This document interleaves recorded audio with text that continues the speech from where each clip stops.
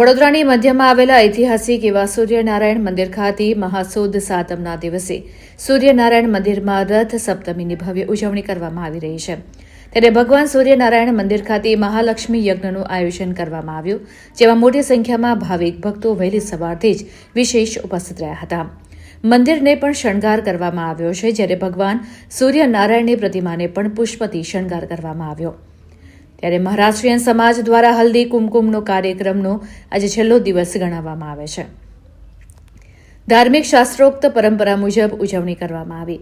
ભગવાન સૂર્યનારાયણ મંદિર ખાતે વહેલી સવારે ભગવાન સૂર્યનારાયણને શહેનાઈના સોર સાથે અભિષેક કરવામાં આવ્યો.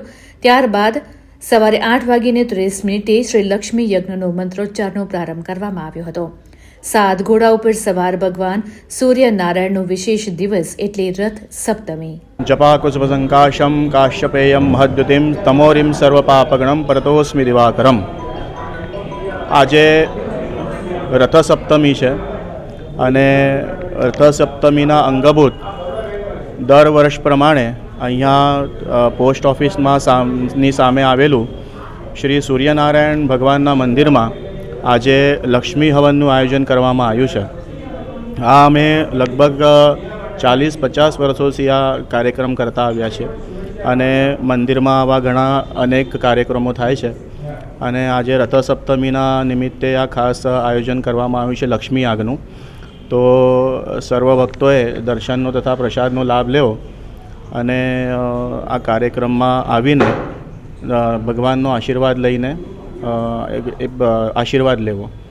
ગુરુદેવ રથ અને મંત્ર જાપ પણ કરવામાં આવે છે. હા, અહીંયા આજે ખાસ સૂર્યનારાયણ ભગવાનના મંદિરમાં આજે મહાલક્ષ્મીનું આયોજન કરવામાં આવ્યું છે. એમાં મહાલક્ષ્મીનો જે ખાસ મંત્ર છે કે ઓમ શ્રીમ હ્રીમ શ્રીમ મહાલયે ઓમ શ્રીમ હ્રીમ શ્રીમ મહાલક્ષ્મી નમઃ, એવી રીતે આ મંત્રનું હવન કરવામાં આવ્યું છે.